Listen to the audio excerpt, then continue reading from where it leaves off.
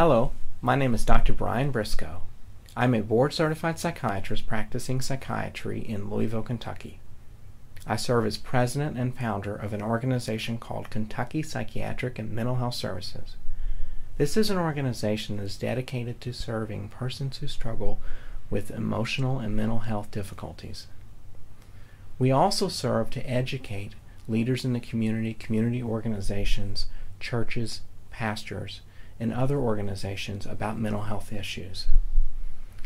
We have particular interest in serving the Christian community. I come from a Christian background myself, and so this is an area of particular interest to me.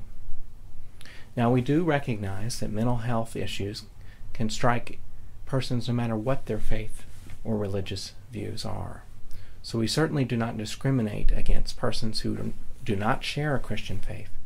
And at the same time, we want to make extensive efforts to educate the Christian community about these issues and to serve people and their families who are suffering.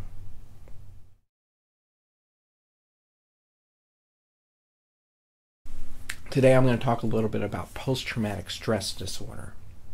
You know, this is a topic that's come up quite a bit in the news recently, as we have many young men and women returning from foreign wars like Iraq and Afghanistan, and they're coming home carrying this struggle, and our society has been placed in a position where we're having to figure out ways in which to help people who struggle with this. And not only the people who struggle, but also the people's families and their friends as well are having to learn better ways to respond to and react to this experience. So what is post-traumatic stress disorder? Well, let me start a little bit by talking about trauma. All of us have experienced at least some form of trauma in our lives. For some of us, it can be a very minor trauma, but for others, the trauma can be very severe, and at the time that one experiences it can give one the sense that they're going to die, or that something terrible is happening to them. And for many people who experience severe trauma, it can be extremely difficult because one's understanding of how the world works is essentially turned upside down. For example, let's take a young woman who's 13 years old or 14 years old and who's raped. Worse than that, raped by a father. What does that do to that person's understanding of how the world works? What does that do to that person's understanding of security? What does that do to that person's understanding of their relationship with God? Let's take another example. A young man, 18 years old, young, idealistic, living for his country, devoted to serving his country, goes to Iraq. On his 15th day of service, he watches his best friend, who he grew up with, have his legs blown off by an explosion. He watches his friend bleed to death. Then, 1 month later, he goes into a small village where a bomb went off. And he looks around, and there are women and children who their bodies have been blown apart. And he feels in some way responsible for these things happening. He feels responsible that he didn't protect his friend, or he feels responsible in some way for the attack that occurred on the young women and children in that village. What does that do to that person's understanding of how the world works? Now imagine that experience being a Christian.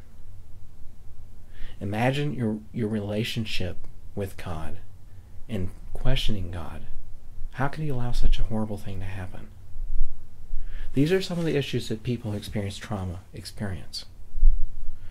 These are important issues that we should be very sensitive to when we approach people who are struggling with PTSD.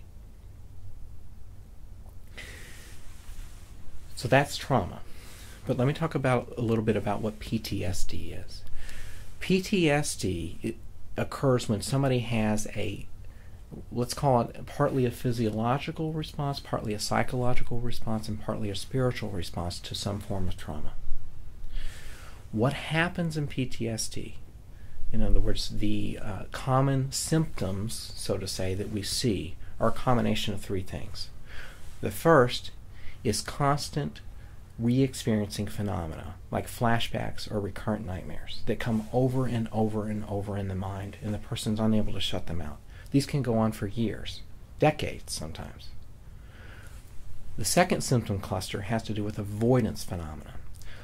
So people will tend to try to avoid things that remind them of the trauma. So a young Roman who is sexually abused will avoid driving down the street in the house that she was abused.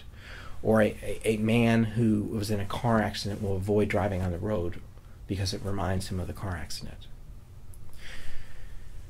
That's avoidance. Another form of avoidance is substance abuse, which is extremely common. Alcohol, in a sense, numbs the mind to memories. And so if you're trying to avoid a memory, you find a sense of refuge and escape in alcohol or other substances. It helps at first, but then the addiction takes over and the negative consequences begin to occur. The third symptom cluster has to do with a heightened sense of arousal. So many times people who struggle with PTSD will sort of be on the edge of their skin all the time. If you're driving down the road and that you've had a wreck in, you're going to be hypersensitive to all the things that could go wrong while you're driving.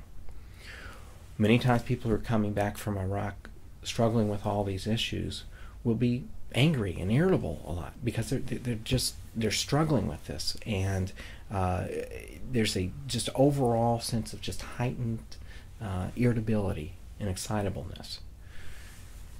Again, those are the three symptoms that we commonly see in PTSD, and those are things to look out in your friends and your relatives.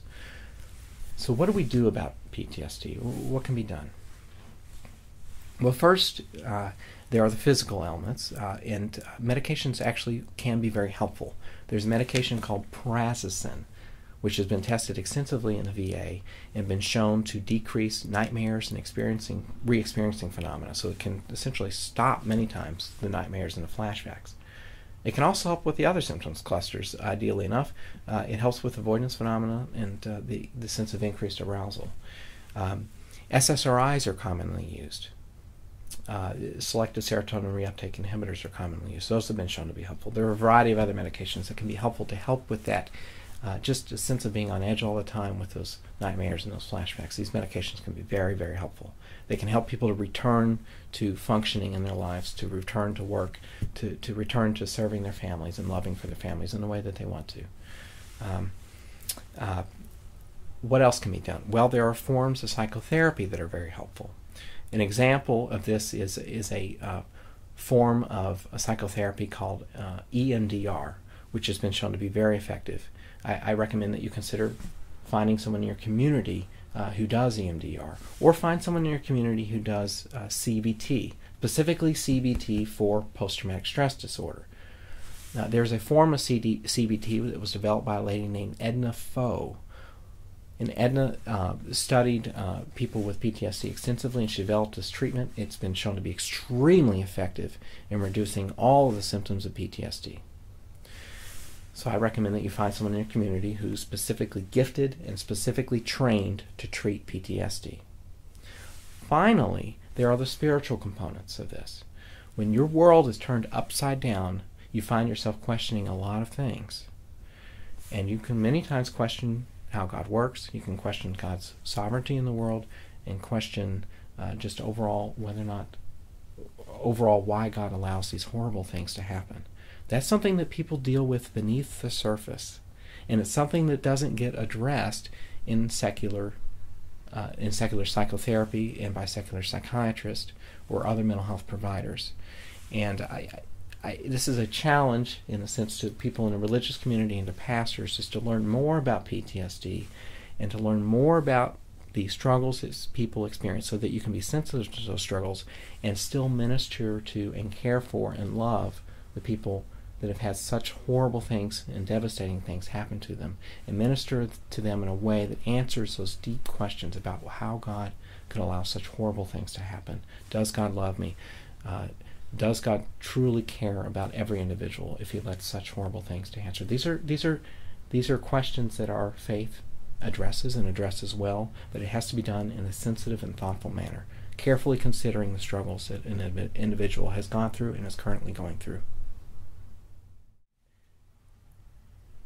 The kinds of issues that we've discussed in this video today present a tremendous challenge for people who are suffering and for their families.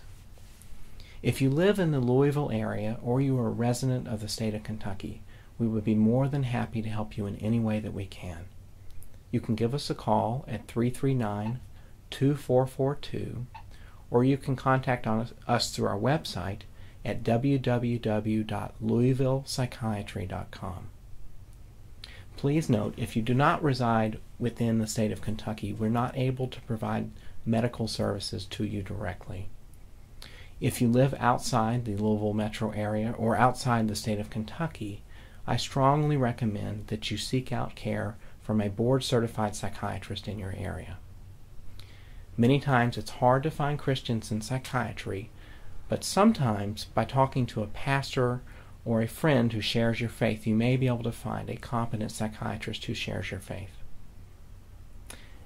However, if you have to make a choice between a psychiatrist who's a Christian who doesn't have a good reputation in your community and a psychiatrist who is not a Christian but is known for his or her competency in the field, I would much rather you see a very competent psychiatrist who is not a Christian.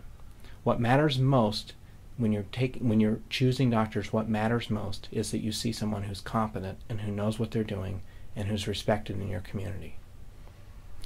I also recommend that you talk to your pastor about the kinds of issues we've discussed today, and ask your pastor for recommendations for resources for help in your community. If you are a church or an organization seeking to learn more information about mental health issues, and you live in the state of Kentucky or in the Louisville area, we'd be more than happy to provide an educational talk to your church. Just give us a call at the number I gave before or visit us on our website. I hope that this information we've provided today is helpful to you, your family, or your congregation. And I wish you the very best. The information presented in this video is intended for educational purposes only. The information provided is not intended to evaluate and/or treat a specific viewer's mental illness or emotional problem. Watching this video does not entail a doctor-patient relationship with Dr. Briscoe, Kentucky Psychiatric and Mental Health Services, or any other affiliated persons or organizations. If you feel like you may be struggling with one of the issues discussed in this video, you should contact a physician or a licensed mental health professional for a personal evaluation. The opinions expressed by Dr. Briscoe and other expert whose input is included in this video are their own, and should not be assumed to reflect those of their employers, the professional organizations to which they belong, or the institutions in which they trained.